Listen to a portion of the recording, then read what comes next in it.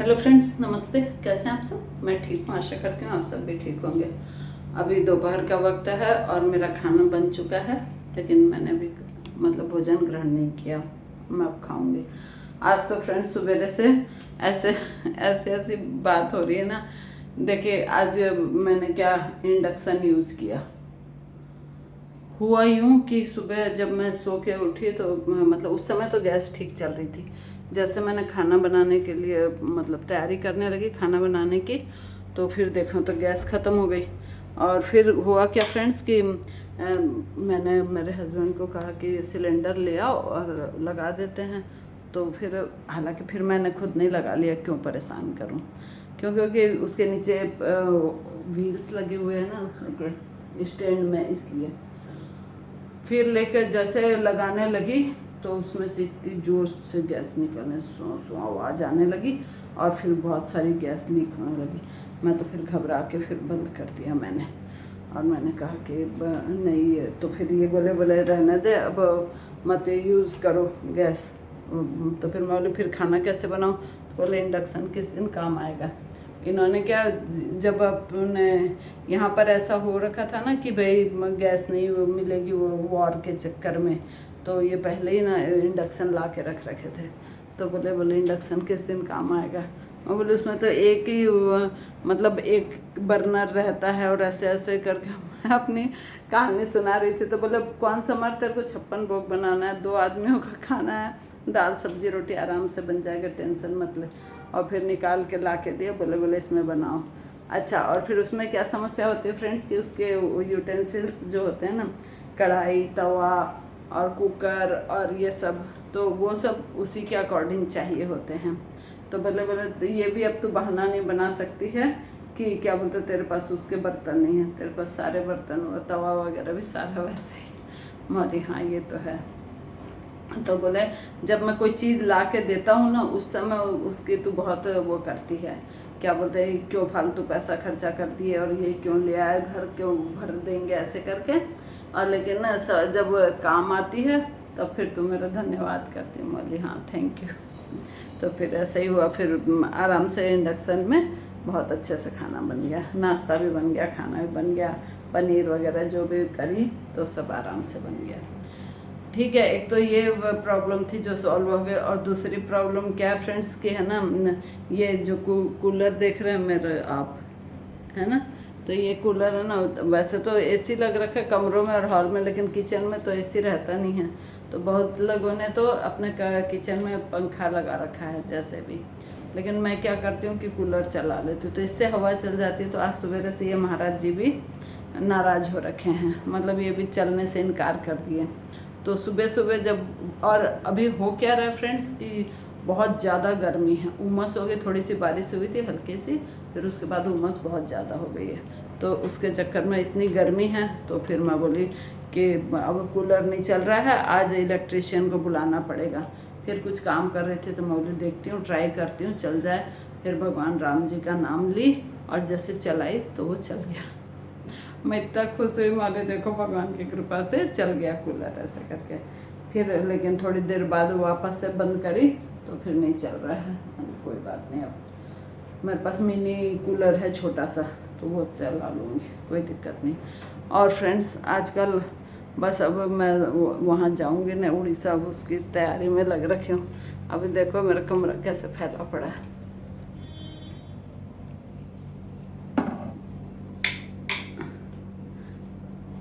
देखो कि ये बोलते हैं ना, बोला औरतों को कहीं बोल दो जाने के लिए तो बस पूरा घर उथल पुथल हो जाता है। लेकिन और क्योंकि ना औरतों के आदमी लोग बोलते हैं, बोला हमारे तो कोई तैयारी करने का पेंट शर्ट प्रेस किए हुए पड़े रहते हैं, और नए जो भी रहते हैं तो उनको फटाफट रखे और चल दिया, और तुम्हारे तो बहुत ही नखरे होते हैं। हाँ वो तो होते हैं, ऐसे ही है फ्रेंड्स। और जो मैं कथा सुनाती हूँ ना आपको, तो आजकल कथा तो नहीं, आजकल तो बस वही ज्ञान चल रहा है, ज्ञान चर्चा चल रही है कि कैसे इंसान कर्म करता है और कैसे भुगतता है। और आजकल तो फ्रेंड्स ये टीवी की न्यूज़ देख देख के इतना माथा ख़राब हो रखा है, बहुत बच्चे कि बहुत ही ज़्यादा तकलीफ़ होती है, बहुत दुख होता है ये सब घटनाएं, जैसे उसके पुणे वाली सिया की और चेतन और केतन की जो स्टोरी, बहुत दुख होता है। अपने बच्चों की शादी करने में आजकल तो घबराहट होने लग गई है। कैसे मतलब कि अच्छी लड़की मिलेगी, संस्कारी घर परिवार वाली, अब देखो क्या हो, लेकिन बहुत बुरा। और फिर मैं ऐसे भी सोचते हैं ना पर लोग हिंदू धर्म में कि प्रारब्ध भी कोई चीज़ होती है, और मतलब कौन कैसे जाएगा इस टाइप का। तो फिर मैं बोला इस विषय में कोई ज्योतिषी क्यों नहीं बोल रहा है, नहीं तो हर जो भी चीज़ होती है ना तो उसके बारे में मतलब कि आ जाती है पहले ही कि भाई ज्योतिषों के भविष्यवाणी की ये इसलिए हुआ। तो कल मैंने एक शॉर्ट्स देखा यूट्यूब के ऊपर, तो फिर वो ज्योतिषी ने बताया कि इन दोनों की कुंडली में शत्रु भाव था, और D9 की क्या पता वो अपनी भाषा में जो भी दे। तो बोले यदि ये कुंडली मेरे पास आती तो मैं साफ मना कर देता कि ये शादी नहीं होनी चाहिए, और मतलब रिश्ते में आगे नहीं बढ़ना चाहिए। तो और फिर बोले जो आजकल के जो जेन जी हैं और जो 32 साल की उम्र तक के युवा युवतियाँ जो हैं, तो उनके शादी में इसीलिए प्रॉब्लम आ रही है। क्योंकि एक तो वो लोग अपने रिचुअल्स को और अपने मतलब कि मोस्टली लोग, सारे लोग नहीं मानते नहीं हैं भगवान को और ये सब चीज़ें, तो इसलिए भी दिक्कत आ रही है। और फिर प्रारब्ध ऐसा चल रहा है अभी, तो मेरे हस्बैंड बोल रहे हैं अभी राहु का काल चल रहा है। मतलब काल मतलब समय, एक पर्टिकुलर, एक ऐसा नहीं कि 12:30 से इतने ऐसे करके, ये सब नहीं, मतलब राहु का एक चल रहा है। और ये दिसंबर क्या है, ये दिसंबर 26 के दिसंबर के बाद केतु आ जाएगा। तो बोले केतु में तो हवन यज्ञ पूजा और मतलब आध्यात्मिकता, इन सब चीज़ों का मतलब कि बड़े रूप मतलब सब जगह विस्तारित होंगी। और राहु का क्या होता है, इलेक्ट्रॉनिक्स का रहता है। तो बोले कि पहले जब 90, अपनी बात बता रहे थे, पहले 90 में मेरी शादी हुई थी। तो बोले मैं जब अपने ससुराल जाता था तो पहले घर बाद में जाता, पहले वहाँ टेलीग्राम ऑफिस जाता था, और रीच्ड सेफली ऐसे करके, सैफ अली नहीं सेफली है, रीच्ड सेफली ऐसे करके। तो मैं बोली ये क्यों करते थे, तो बोले टेलीग्राम भेजता था कि भाई मतलब कि मैं पहुंच गया हूँ ऐसे करके, है ना। और मैं बोली और आजकल तो बेटा जैसे दुबई जाता है या कहीं जो भी जाता है तो रीच्ड बोलते हैं और फिर थंब का निशान भेज देते हैं। बोले देखो कितनी टेक्नोलॉजी डेवलप हो गई है।